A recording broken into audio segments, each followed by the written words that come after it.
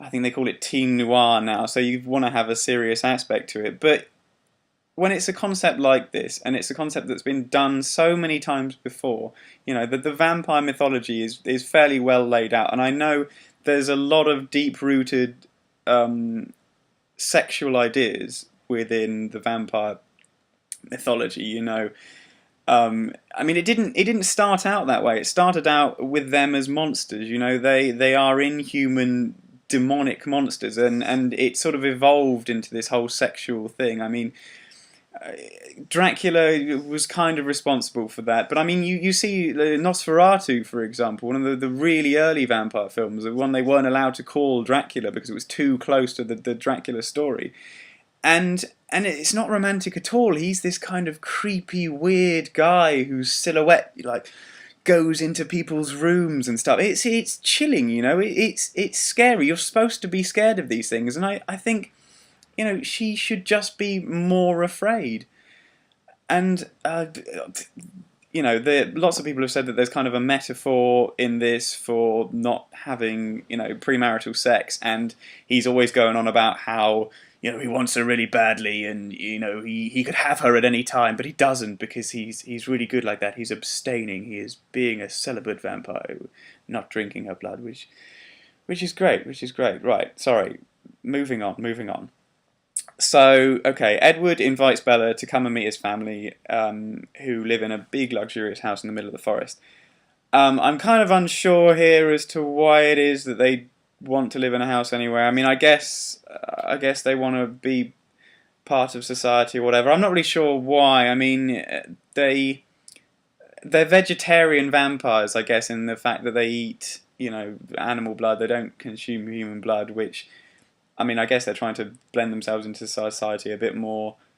But, a lot of it sort of states that they became vampires because they were at the brink of death. But, he doesn't really feel like they had much choice. He kind of made them vampires. The lead head of the family made them vampires, and now they kind of have to be vampires. And are they happy with living this way? I don't know.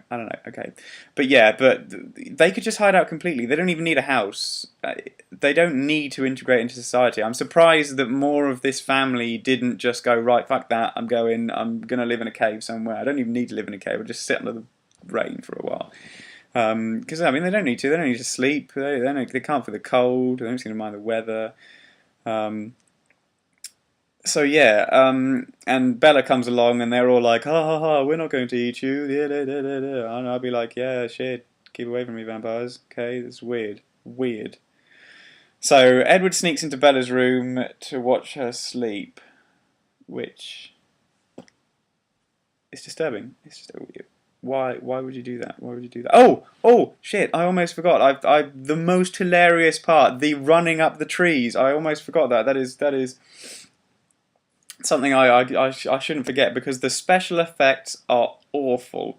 I mean, really awful. It looks like he's not even grabbing onto the tree. He's just doing this near a tree, and the updraft is like pulling him up the tree. I mean, it's pretty obvious that if they actually did get him to go up a tree, that there's just a cable and he's just going like this, and they're standing on top of a tree. But never mind. I mean, there's some more nice shots of the mountainside. It's beautiful. It really is. They're standing on top of this tree, and it's really nice. And in fact, part of the soundtrack that kicks in there, I really like. Quite a lot of the soundtrack actually is not bad. Actually, it's not got a bad soundtrack. So, yup. So he sneaks into her bedroom, which is weird, and they start to, get a little bit close. But then things get a little too intense for him, because he is an abstinent vampire, and he backs off with what looks like another awkward boner. But Bella's unfazed by this yet again, and they all go and play baseball.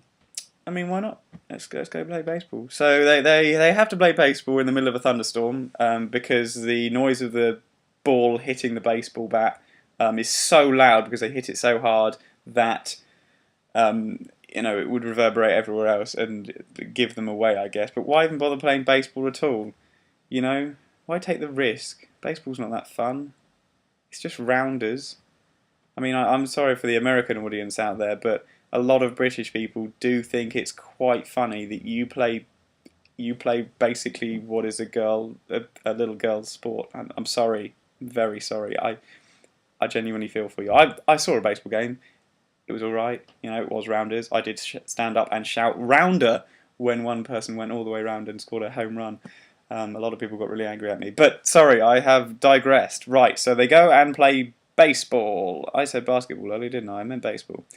Um, okay, so people run around a lot and hit each other, and then no, bum bum bum, evil vampires approach and ask if they want to play. They say sure, yeah, and start to freak out that Bella's there, and they might smell her, and all get awkward boners. So yeah, one of the vampires, who is the most evil looking, and therefore the most evil, smells her, and some shit kicks off. Starting with a stupid anger pose. I mean, I don't know how they're taking this seriously when they all just like line up against each other and go, "Rah!" and they just freeze frame for a second, and then just looking at each other like, "I'm gonna get you. I'm gonna kill you. I'm gonna kill a girl. Yeah." Okay. So yeah, they drive off. Edward grabs Bella, puts her in the truck, and drives off. And finally, she starts acting in a way that's not completely boring.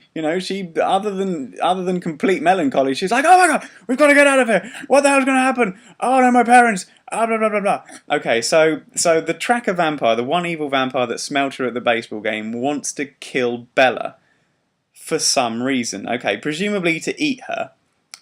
But I'm not quite sure why her specifically. I've gathered that the waft of her scent is so delicious that it causes you to get a boner, even if you're a vampire. But seriously, the tracker follows her all the way to her house, where he could easily just dash in and eat her dad, who, by the way, in this scene just stands there like a cardboard cutout at the door. I swear they actually just put a cardboard cutout of her dad at the door, just standing there like this, because he doesn't move. He doesn't move. You would have thought that maybe he'd just be like, "Oh shit, my daughter's gone," close the door and be like pissed off, or just kind of like try and stop her from going or something. But no, he just stands there. And yeah, the guy can see the dad through the door. Just go in there and eat him. You are passing up a perfectly good meal. I mean, what is it? Just an overabundance of humans, and you just get to be really selective now? You only want that little whiny 17-year-old girl? You want her? Okay. Yeah, so he tracks her down, and I want to know why he's tracking her down. I want to know why he wants her specifically. I mean, it'd be nice if there was even just a line of dialogue to explain it. But I mean, maybe the idea of a vampire-human relationship is really abhorrent to him. Like, he sees it as a sort of weakening of the bloodline. It's really disgusting. But if so, why? What does it actually matter? He doesn't really give a shit. Why should he give a shit? It doesn't make any difference. Excuse me, sorry. But yeah, maybe he's really traditionalist. He's a really old school vampire who believes that the two species should never be intermingled, and that they should stay pure race vampires and only eat the blood of humans. But why not just give me an inclination of that? I don't understand what his character's doing. I don't understand why he's after her so badly. Okay, so right. After passing up the meal of her dad, he manages to find out where Bella's mum lives, and we hear the mum sort of struggling on the other end of the phone when Bella picks it up. But I don't know why he doesn't eat her. I don't know why he doesn't eat the mum. Perfect, another good meal. Even if he doesn't actually eat her, then just maybe like tie her up and trap her somewhere, eat her later. Meat store. Maybe do they get tenderized? Wouldn't have thought so. Guess they're only after the blood, really, aren't they? And you tenderize blood. But anyway, yeah. So okay. So one of the vampires, Edward's sort of sister, but not really sister. She can kind of see into the future, although Edward does clearly state early on that she can see into the future, but it's a future that can be changed. So what the hell is that? Well, I can see into the future that can be changed. Okay, tomorrow, tomorrow I'm probably gonna get hit by a bus, but if I stay at home, it probably won't be. That was devastating. I hope you. I'm a psychic. Yeah. Don't. Yeah. Don't mock my gift. Right. Okay. So yeah. She draws a picture, the weird vampire who can see into the future. She draws a picture of a room that apparently looks like a room in Bella's old school.